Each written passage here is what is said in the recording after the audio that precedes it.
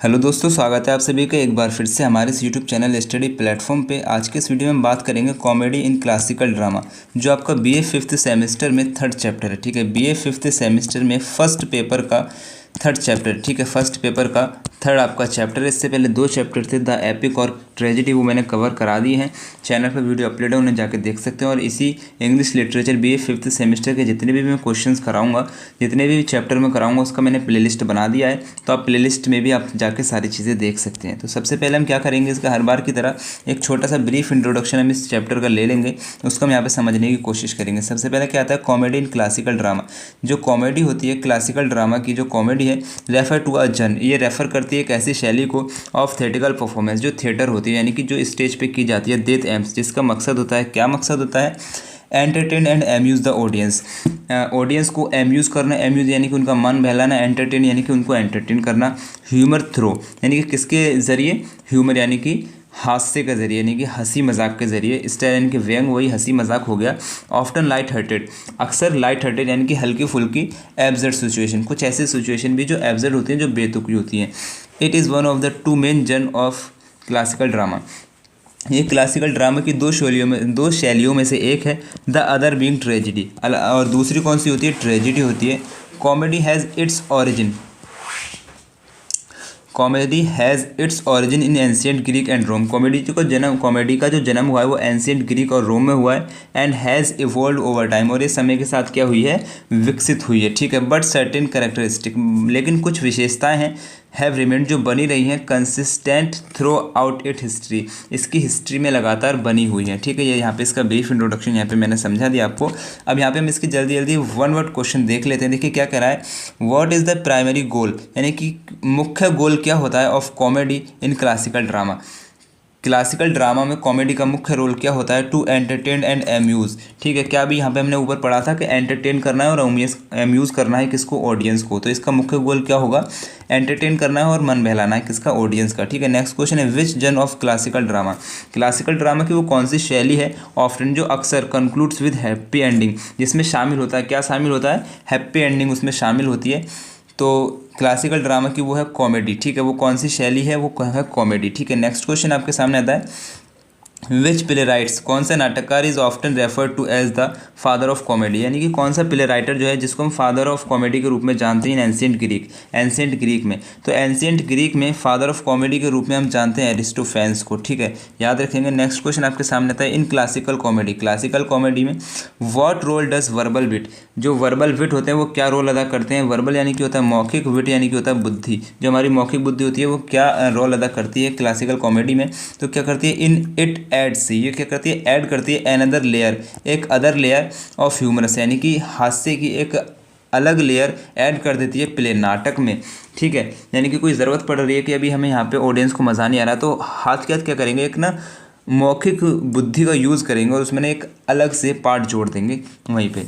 Next question आपके सामने आता है, what is the typical outcome, यानी कि क्या परिणाम होता है ऑफ कॉन्फ्लिक्ट, यानी कि संघर्ष का इन क्लासिकल कॉमेडीज़ में जो संघर्ष होते हैं उसका परिणाम क्या निकलता है, उसका परिणाम निकलता है हैप्पी रिजोल्यूशन। हैप्पी रिजोल्यूशन का मतलब होता है सुख समाधान, यानी कि जो उसकी जो सॉल्यूशन निकलेगा ना वो हैप्पी ही निकलेगा। ऐसा नहीं कि आप कहानी के लास्ट में रोते हुए वहाँ से बाहर निकल रहे हो, आप हंसते हुए बाहर निकलोगे, इस तरह से होगा। मतलब शुरू में कुछ ऐसी सिचुएशन बना देंगे कि आपको डर लगेगा, लेकिन लास्ट में आपको ऐसा कर देंगे कि आपकी हंसते हंसते आपके पेट में दर्द होगा और आप लोटपोट होकर वहाँ से बाहर आएंगे। ठीक है, हैप्पी रिजोल्यूशन की सुख समाधान वहाँ से निकलेगा। विच प्ले राइट्स, यानी कि कौन सा प्ले राइट जो है associated with classical comedies in ancient Rome, यानी कि कौन सा प्ले राइट है जो संबंधित है क्लासिकल कॉमेडी से, एंशियंट रोम के क्लासिकल कॉमेडी से संबंधित। तो प्लेटस एंड टेरेंस, ये दो नाम आपको यहाँ पे याद रख लेने हैं। ठीक है, नेक्स्ट क्वेश्चन आपके सामने आता है, which term refer to humorous plays, यानी कि कौन सा शब्द जो रेफर करता है ह्यूमरस प्लेज को, हंसी मजाक के नाटक को, दैट यूज, जिसमें जो यूज़ करते हैं एग्जैगरेटेड सिचुएशन, ऐसे सिचुएशन जो अतिरंजित हो, यानी कि जो बड़ा चढ़ा के जो सिचुएशन की जाती है इन फिजिकल कॉमेडीज़ में आप जोकर का लुक बना सकते हैं, यानी कि शारीरिक कॉमेडीज़ में आप क्या करेंगे, एक ऐसा लुक बना के आएंगे आपको जिसको देख के ऑडियंस को हंसी आएगी। तो ठीक है, वो कौन सा शब्द हम यहाँ पे यूज़ करते हैं ह्यूमरस प्लेस के लिए?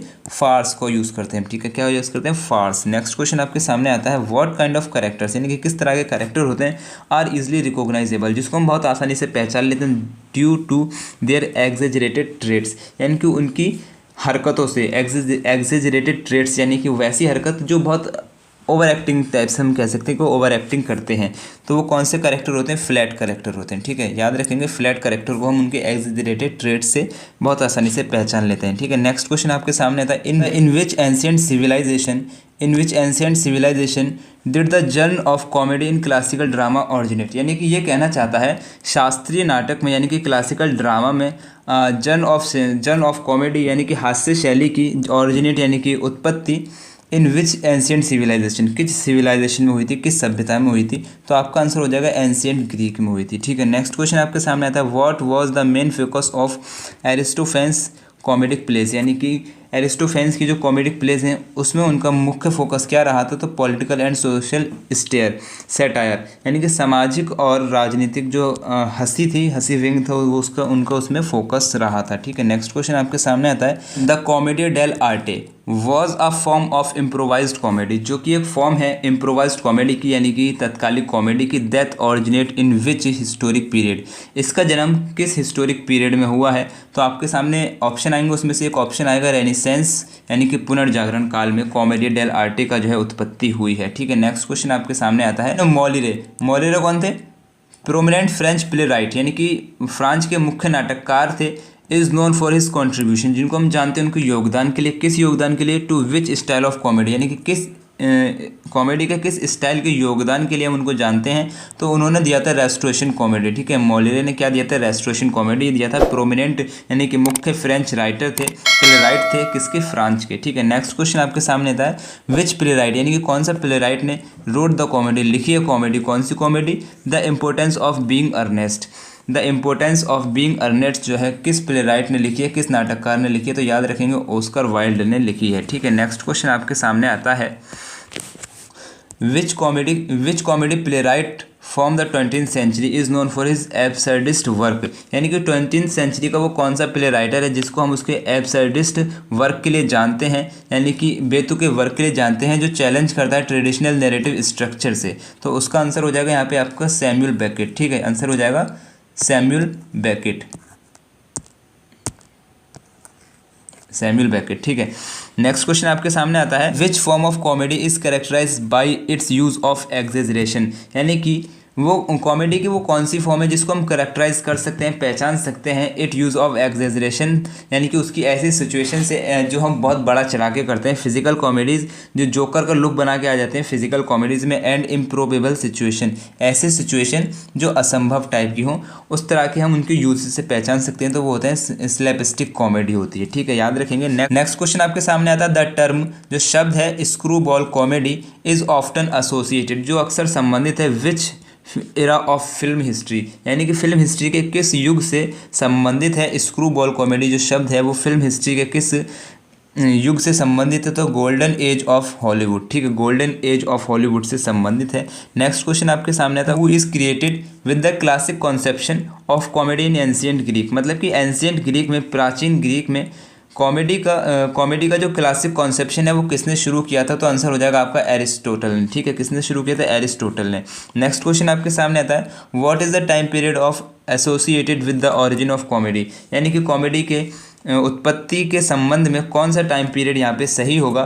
तो 14th सेंचुरी BC में कॉमेडी का जो है ऑरिजिनेट हुआ था, जन्म हुआ था। ठीक है, नेक्स्ट क्वेश्चन आपके सामने आता है, विच type of comedy often certain around social behaviour, manner and fables of the upper classes, यानी कि किस तरह की कॉमेडी जो है ऑफ्टन सेंटर अराउंड, जो अक्सर घूमती है चारों तरफ, किसके? सोशल बिहेवियर के, manner and fables of the upper classes. तो कॉमेडी ऑफ मैनर जो होता है वो चारों तरफ घूमती है, किसके? सोशल बिहेवियर के, मैनर के, and the fables of upper classes के। ठीक है, नेक्स्ट क्वेश्चन आपके सामने आता है, व्हाट टाइप ऑफ कॉमेडी, यानी कि किस तरह की कॉमेडी होती है ऑफ्टन एसोसिएटेड, जो अक्सर संबंधित होती है किससे?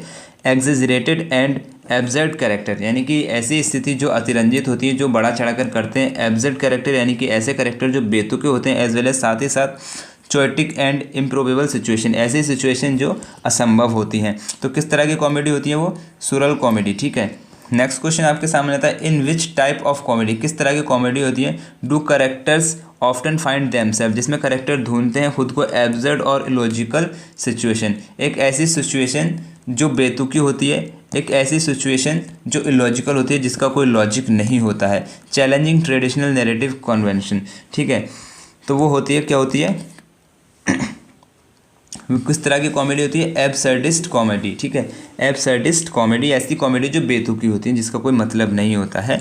नेक्स्ट क्वेश्चन आपके सामने आता है, विच टाइप ऑफ कॉमेडी, किस तरह की कॉमेडी होती है? ब्लेंड्स ह्यूमर विद डार्कर, जिसमें शामिल होता है ह्यूमर यानी कि हास्य, डार्कर यानी कि गहरे तरीके से, सीरियस थीम्स यानी कि उसमें एक बहुत तरीके से सीरियसपन दिखाया जाता है।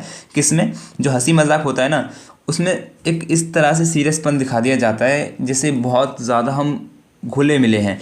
ऑफ्टन डीलिंग विद मॉर्बिड और टाबू सब्जेक्ट, और उसमें डील करते हैं किस तरह के?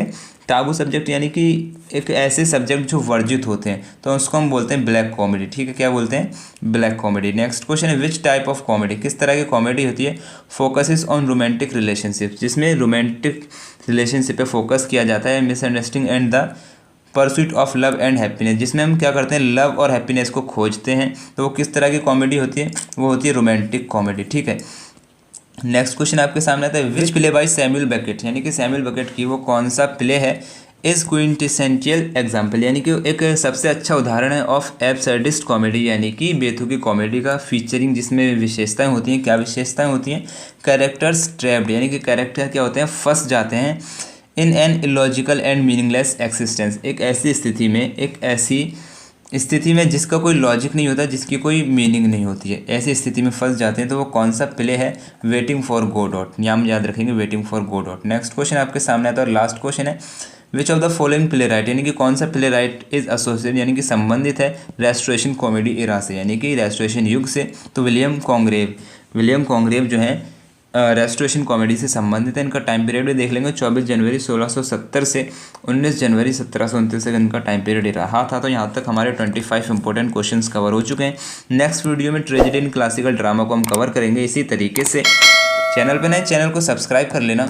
और एक बात और कि हमारा एक व्हाट्सअप चैनल मैंने क्रिएट किया है, व्हाट्सअप चैनल में आप जुड़ सकते हैं, जिसमें क्या होगा, मैं आपको अपने सारे वीडियोस, सारे नोट्स जो है मैं वहाँ पे आपको प्रोवाइड कर दूंगा। व्हाट्सअप चैनल की एक खास बात मुझे अच्छी लगी कि उसमें ना आपका नंबर शो नहीं होता किसी भी पर्सन को, ना मुझे शो होगा, ना किसी और को होगा, ना आपको मेरा होगा। बस हमारी आपस में जो मैं आपको आपके साथ जो शेयर करना चाहता हूँ नोट्स वीडियोज़, वो मैं वहाँ पे आपके साथ आसानी से कर सकता हूँ। तो आप हमारे व्हाट्सअप चैनल को भी ज़रूर ज्वाइन करना, लिंक डिस्क्रिप्शन में मैंने दे रखा है। टेलीग्राम को भी ज्वाइन कर लेना, जिसका लिंक भी डिस्क्रिप्शन में दे रखा है। और चैनल पे जो प्लेलिस्ट है उन पे विज़िट ज़रूर करना, क्योंकि जो बीए फिफ्थ सेमेस्टर में जितने भी सब्जेक्ट हैं आपके, इंग्लिश है, हिस्ट्री है, मिलिट्री है, सबका वीडियो क्वेश्चन में करा के प्लेलिस्ट बनाऊंगा, जिस पे आपको लाइन तारी से सारे चैप्टर बाई चैप्टर आपको सारी वीडियोस मिलेंगी। ठीक है, तो मेरी तरफ से आप सभी को बेस्ट ऑफ लक। अल्लाह हाफिज़।